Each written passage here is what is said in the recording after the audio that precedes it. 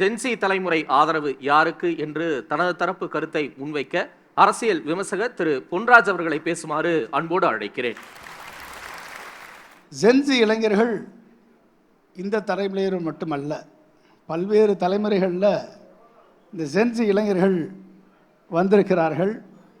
அரசியல் மாற்றத்தை ஏற்படுத்தி இருக்கிறார்கள், சமூக மாற்றத்தை ஏற்படுத்தி இருக்கிறார்கள். பல்வேறு மாற்றங்களை ஏற்படுவதற்கு காரணமாக ஜென்சி இளைஞர்கள் இருந்திருக்கிறார்கள். 1960, 70 இந்த காலகட்டத்தில் தமிழ்நாடு எப்படிப்பட்ட சூழலில் இருந்தது? இந்திய எதிர்ப்பு போராட்டம், சமூக நீதிக்கான போராட்டம், சமத்துவத்திற்கான போராட்டம், பகுத்தறிவுக்கை உருவாக்குவதற்கான போராட்டம், நீதி கட்சியில் தொடங்கி பெரியாரில் ஆரம்பித்து அண்ணாவில் வந்து ஒரு மிகப்பெரிய ஒரு சமூக சீர்திருத்தம் ஏற்பட்டு மிகப்பெரிய மாற்றத்தை உருவாக்கி 1967 அண்ணா ஆட்சி கட்டிலில் அமர்ந்து தமிழ்நாட்டை உருவாக்கினார், வெற்றி பெற்றது. அன்று 1970களிலே 67க்கு பின்பு 70களிலே விதைக்கப்பட்ட சோசியல் ஃபவுண்டேஷன், சமூக நீதிக்கான அடித்தளம், செக்யூலர் இன்ஃப்ராஸ்ட்ரக்சர் சிஸ்டம், இந்த சிஸ்டமை கிரியேட் பண்ணார் கலைஞர். Complete system. வாரியங்கள் உருவாக்கப்பட்டது, போக்குவரத்து கழகங்கள் உருவாக்கப்பட்டது, சிட்கோ உருவாக்கப்பட்டது. அடித்தளத்தை விதைத்தவர் கலைஞர் கருணாநிதி அவர்கள். அந்த அடித்தளத்தை விதைத்த கலைஞரும் ஜென்சி கிட்டாகத்தான் உருவானார். பராசக்தியில் எழுத தொடங்கும் பொழுது அவருக்கு வயது 20. அந்த ஜென்சி கிட்டு தான் சமூக ஃபவுண்டேஷனை உருவாக்கியது தமிழகத்திலே 1960களில். அதற்கு அடுத்து எம்ஜிஆர் வந்த பிறகு சமூக நீதிக்கான 50% இடஒதுக்கீட்டை கொண்டு வந்தது புரட்சி தலைவர் எம்ஜிஆர் அவர்கள். அது மட்டும் பண்ணல, கலைஞர் உருவாக்கிய டிரான்ஸ்போர்ட் கார்பரேஷனாக இருக்கட்டும், சிட்கோவாக இருக்கட்டும், டுவாடா இருக்கட்டும், தமிழ்நாடு வாட்டர் போர்டாக இருக்கட்டும், அத்துறையும் எக்ஸ்பேண்ட் பண்ணி தமிழகத்தில் இருக்கக்கூடிய வாட்டர் இன்ஃப்ராஸ்ட்ரக்சர், ரோடு இன்ஃப்ராஸ்ட்ரக்சர், தன்னிறைவு திட்டம், இப்படி பல்வேறு திட்டங்களை கொண்டு வந்து விஓக்களை உருவாக்கி, கிராமன்ஷிப்பை ஒழித்து விஓ பதவிகளை உருவாக்கி சமூக நீதியை நிலைநாட்டியவர் புரட்சி தலைவர் எம்ஜிஆர் அவர்கள். இல்ல, அந்த 2 திராவிட கட்சிகள் மேல இன்னைக்கு வெறுப்பு வந்து விஜய் பக்கமும் சீமான் பக்கமும் போக தொடங்கிட்டாங்க ஜென்சிங்கிறாங்களே, அதை ஏத்துக்கிறீங்களா? அதுக்கு சபீர் நல்லா சொன்னாரு. ப்ராப்ளம் என்னன்னா, வாய்ப்புகளை உருவாக்கக்கூடிய இடத்திற்கு அரசியல் கட்சிகள் வந்து இளைஞர்களுக்கு வாய்ப்புகளை உருவாக்கி கொடுக்கிறார்கள். ஆனால் அந்த வாய்ப்புக்கு வந்த பிறகு அரசியலிலே அங்கு குடும்பமும், அங்கு வந்து பாரம்பரியமும், அங்கு வந்து கட்சியும் முன்னணியில் வைக்கும் பொழுது இளைஞர்களுக்கு வாய்ப்பு மறுக்கப்படுகிறது. அப்போ வாய்ப்பு மறுக்கப்படும் பொழுது மாற்று சக்திகள் தோன்றுவதற்கான களமாக அந்த களத்தை உருவாகிறது. அங்கே தான் ஜெயலலிதா அவர்கள் ஒரு கிரியேட் பண்ணார், யாருக்கும் வாய்ப்பை கொடுக்க முடியும் என்ற ஒரு வாய்ப்புகளை ஜெயலலிதா உருவாக்கி கொடுத்தார். யார் வேண்டுமென்றாலும் வரலாம் என்ற வாய்ப்பை உருவாக்கி கொடுத்தவர் செல்வி ஜெயலலிதா அவர்கள். அப்போ அந்த இளைஞர்களுக்கான அரசியல் வாய்ப்பு, சமூக வாய்ப்பு இருக்கு, பொருளாதார வாய்ப்பை உருவாக்கி கொடுத்தது திராவிட கட்சிகள். ஆனால் அரசியல் வாய்ப்பு அந்த ஹைரார்கியில் வந்து இளைஞர்களால் ஃபில்லப் பண்ண முடியல. அங்குதான் சீமானும் விஜயும் களத்தில் நிற்கிறார்கள். அங்குதான் நிற்கிறாங்க. அவங்க 2 வாய்ப்பை அதை உருவாக்கி கொடுக்குறாங்க. நான் படிக்கும்போது 15 இன்ஜினியரிங் காலேஜ், இன்றைக்கு 450 இன்ஜினியரிங் காலேஜ் இருக்கு. இந்த 450 இன்ஜினியரிங் காலேஜ் உருவாக்கப்பட்டு எம்ஜிஆர் உருவாக்கிய காலேஜுக்கு கலைஞர் வந்து ஐடி பாலிசியை கொண்டு வந்து டைடல் பார்க்கை கொண்டு வந்த பின்பு இன்றைக்கு அமெரிக்காவில் மட்டும் தமிழக ஐடி என்ஜினியர்ஸ் 3 லட்சம் பேர், மொத்தம் 1990s அப்புறம் 45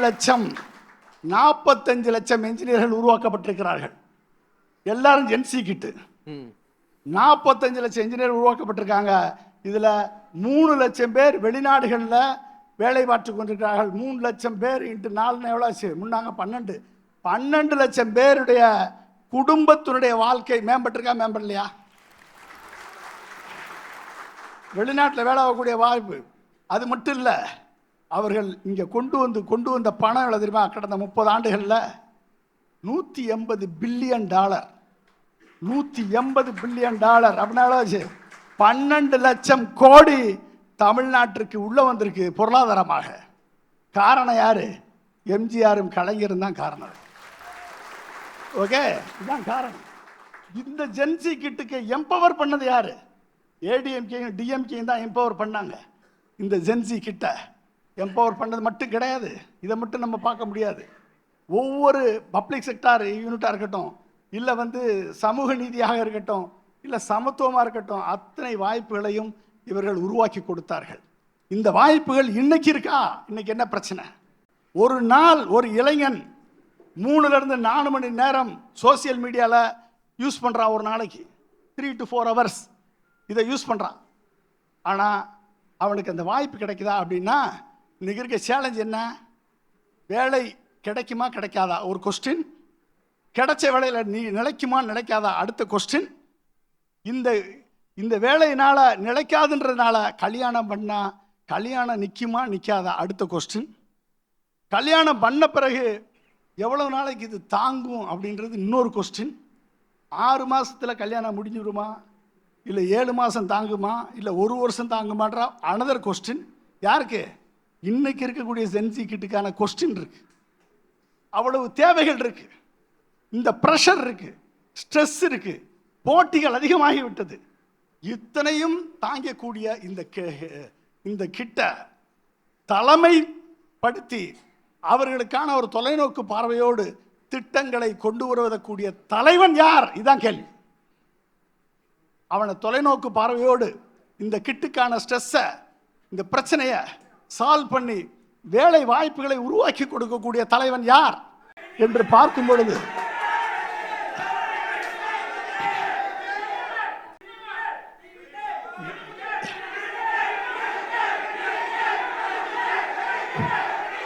சரி, அமைதியா இருங்க, அமைதியா இருங்க.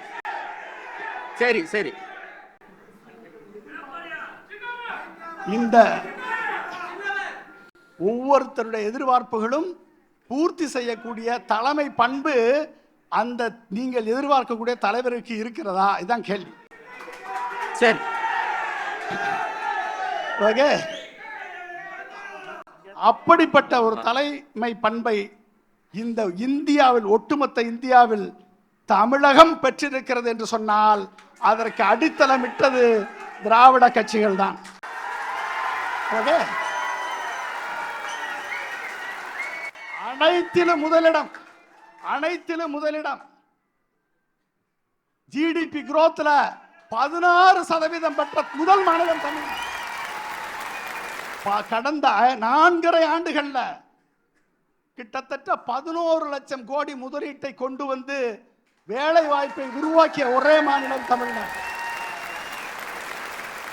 தேசிய குற்றத்துல குற்ற செயல்பாடுகள்ல முன்னணியில் இருந்தாலும் இன்றைக்கு பிரச்சனைகள்ல சால்வ் பண்ணக்கூடிய, பிரச்சனைகளை கேஸை முடிக்கக்கூடிய முதலிடத்தில் இருப்பது தமிழ்நாடு. வாய்ப்புகளை உருவாக்கி கொடுத்ததில் முதலிடம் இருப்பது தமிழ்நாடு. இந்த குரோத் இன்னும் ஒரு 10 ஆண்டுகளுக்கு இந்த டபுள் இலக்க வளர்ச்சி தொடர வைத்தால்தான் இந்த தமிழ்நாடு வளர்ந்த நாடுகளுக்கு இணையான நாடாக மாறக்கூடிய வல்லமை பெற்ற நாடாக மாறும். அதற்கு தேவை தலைமை பண்பு தேவை, அதற்கு தேவை டிசிஷன் எடுக்கக்கூடிய கரேஜ் தேவை, அதற்கு தேவை தொலைநோக்கு பார்வை தேவை, அதற்கு தேவை பிரச்சனை என்று வந்தால் தைரியமாக களத்தில் சென்று சந்திக்கக்கூடிய வல்லமை தேவை. அதற்கு தேவை வெளிப்படையான தன்மையுள்ள ஆட்சியை நடத்தக்கூடிய, ஊழலற்ற ஆட்சியை நடத்தக்கூடிய தன்மை தேவை. அதற்கு தேவை நேர்மையான நிர்வாகம். பிரச்சனை என்றால் கேட்கக்கூடிய தாய் இல்லத்தோடு தந்தை இல்லத்தோடு கேட்கக்கூடிய பண்பு நலன் தேவை. அப்படிப்பட்ட தலைவர்களால் மட்டும்தான் இன்றைய ஜென்சி இளைஞர்கள் சந்திக்கக்கூடிய அனைத்து பிரச்சனைகளுக்கும் வழிகாட்டக்கூடிய அகல் விளக்காக மாற முடியும் என்று சொல்லி நிறைவு செய்கிறேன். நன்றி. நன்றி திரு பொன்ராஜ்.